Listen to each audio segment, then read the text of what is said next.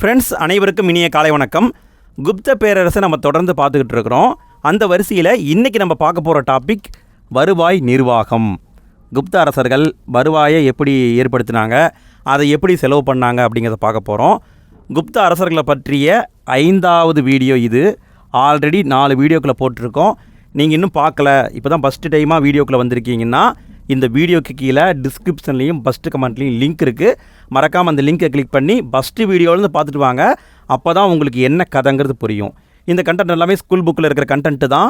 School புக்கில் பல இடங்களில் இருக்குது. 6ஆம் வகுப்பு, 11ஆம் வகுப்பு, பழைய சமச்சீர் புத்தகம், எல்லா இடத்துல இருக்கிற தகவலையும் ஒன்றா கம்பைன் பண்ணி தான் நம்ம கொடுத்துட்ருக்கோம்.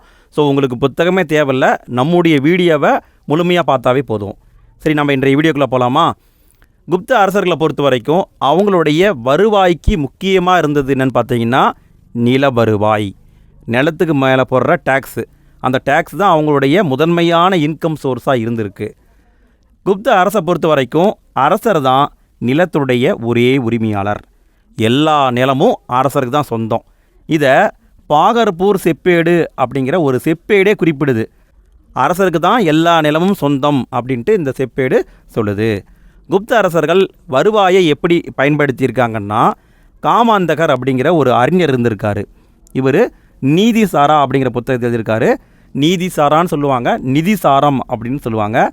இந்த புத்தகத்தில் அரச கருவூலத்துடைய முக்கியத்துவத்தை பற்றி சொல்லியிருப்பார். அதாவது கருவூலம் அப்படின்னா கஜானாங்க. அரசாங்கத்துடைய கஜானாவில் என்ன இருக்கும்? பொன்னும் பொருளும் காசும் இருக்கும். அதை எப்படி செலவு பண்ணணும், எப்படி அதை சேர்க்கணும் அப்படிங்கிறத காமாந்தகர் சொல்லியிருக்காரு. அதன் அடிப்படையில் தான் குப்த அரசர்கள் செயல்பட்டுருக்காங்க. இதுக்காக நிறைய அதிகாரிகளை குப்த அரசர்கள் நியமிச்சிருக்காங்க. இங்கே பாருங்களேன், அக்ஸபதில் திக்ரிதா அப்படிங்கிற ஒரு அதிகாரி இருந்திருக்காரு. இவர் எதுக்காக இருந்திருக்காருன்னா, அரசாங்கத்துடைய ஆவணங்களை பராமரித்தவர். அரசாங்கத்துக்கு எப்படி காசு வருது, அதை எப்படி செலவு பண்ணுறோம் அப்படிங்கிறத நோட் பண்ணுறவர் தான் அக்ஸபதில் திக்ரிதா அப்படிங்கிற அதிகாரி. அதுவே மாவட்ட லெவல்லன்னு பார்த்தீங்கன்னா உஸ்தபாலா அப்படிங்கிற அதிகாரி இருந்திருக்காரு. இவர் என்ன பண்ணியிருக்காரு? மாவட்டத்துடைய நிலப்பரிமாற்றம் தொடர்பான எவிடன்ஸை பராமரிச்சுட்டே வந்துட்டுருக்காரு. நிலத்தை யார்கிட்ட கொடுத்துருக்குறோம், நிலத்தை யார்கிட்டருந்து யார்கிட்ட மாற்றி கொடுத்துருக்குறோம், இப்போ யார் நிலத்தை வச்சுருக்காங்க அப்படிங்கிறத மாவட்ட லெவலில் கண்காணிக்கிற ஒரு உஸ்தபாலா. அடுத்து கிராம லெவல் அப்படின்னு பார்த்தீங்கன்னா கிராம கணக்கர் இருக்கார். கிராமத்தில் நிலத்தை யார்கிட்ட கொடுத்துருக்கோம், யார் மெயின்டைன் பண்ணிகிட்ருக்காங்க அப்படிங்கிறத இவர் பராமரிச்சுட்டே வந்திருக்காரு. இப்படி நிறைய அதிகாரிகளை அப்பாயின்மெண்ட் பண்ணியிருக்காங்க. ஸோ நல்லா பார்த்துக்கோங்க. நேஷனல் லெவல்னால் அக்ஸபதில் திக்ரிதா, மாவட்ட லெவல்னால் உஸ்தபாலா, கிராம லெவலில் கிராம கணக்கர் இருக்காங்க. அடுத்து நம்ம பார்க்க போகிறது நிலத்துடைய வகைப்பாடு. நிலத்தை குப்த அரசர்கள் 5 வகையாக பிரிச்சிருக்காங்க. எப்படி பிரிச்சிருக்காங்கன்னா, பயன்பாடு அடிப்படையில் பிரிச்சிருக்காங்க. நிலத்தை எப்படி பயன்படுத்துகிறோம் அப்படிங்கிறத வச்சு பிரிச்சிருக்காங்க. என்னென்ன டைப்பான நிலம்னு பார்த்தீங்கன்னா சேத்ரா, கிலா, அப்ரகதா, வஸ்தி, கபதசராகா, இப்படி 5 டைப்பான நிலம் இருந்திருக்கு. அது என்ன அப்படின்னு கேட்டிங்கன்னா, சேத்ரா அப்படிங்கிறது வேளாண்மைக்கு உகந்த நிலங்கள். எங்கெல்லாம் வேளாண்மை பண்ண முடியுமோ அந்த நிலத்துக்கு சேத்ரான்னு பேர். இதை நம்ம எப்படி ஞாபகம் வச்சுக்கலான்னா, வேளாண்மை எங்கே பண்ணுவோம்? வேளாண்மை பண்ணுற நிலம் சேராக இருக்கும். ஸோ சேத்ரா அப்படின்னு ஞாபகம் வச்சுக்கோங்க. அடுத்து பாருங்கள், கிலா. கிலானா தரிசு நிலங்கள். எங்கெல்லாம் நிலம் தரிசாக கிடக்குதோ அதை கிலா அப்படின்னு சொல்லுவாங்க.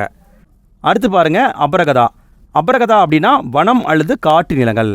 எங்கெல்லாம் வனம் இருக்குது, எங்கெல்லாம் காடு இருக்குதோ அதை அபரகதா அப்படின்னு சொல்லுவாங்க.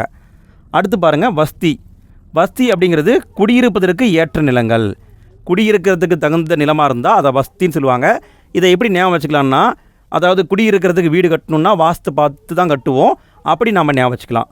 இந்த 2 ஈஸியாக கண்டுபிடிச்சிடலாம். அதை வச்சு நம்ம ஆன்சர் போட்டுடலாம்.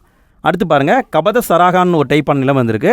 மேய்ச்சல் நிலங்கள், ஆடு மாடுகளை மேய்க்கிற நிலமாக இருந்தால் அதுக்கு கபதசராகான்னு பேர். புரியுதுங்களா? 5 டைப்பான நிலம் பயன்பாட்டு அடிப்படையில் இருந்திருக்கு. அடுத்து நம்ம பார்க்க போகிறது நில குத்தகை வகைகள். நிலம் அப்படிங்கிறது அரசருக்கு தான் சொந்தம், பார்த்தாச்சு. அப்போ அந்த நிலத்தை அரசர் மக்களுக்கு குத்தகைக்கு விடுறாரு.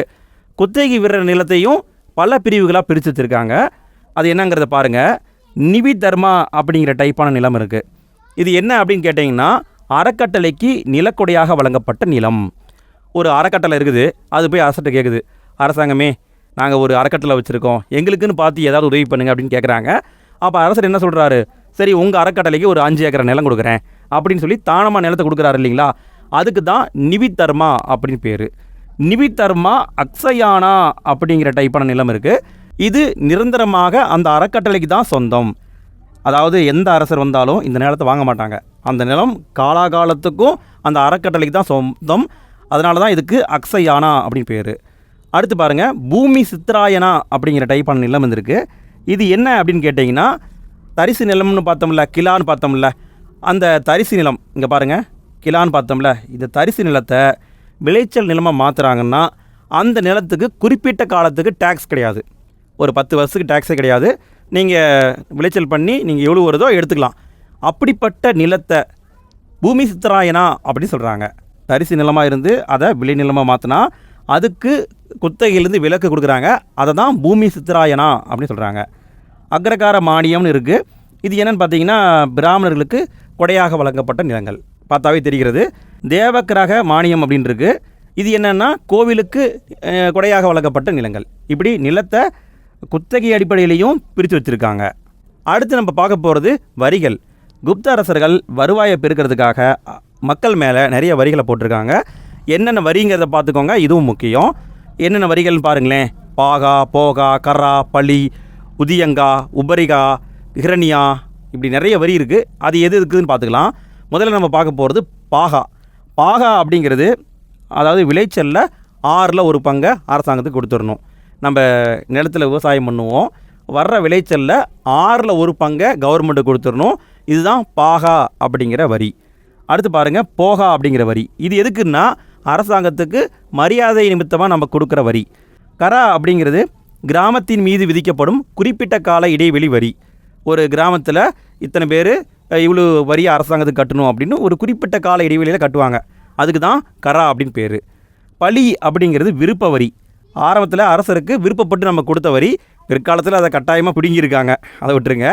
அடுத்து பாருங்கள், உதியங்கா அப்படிங்கிறது காவல் நிலைய வரி.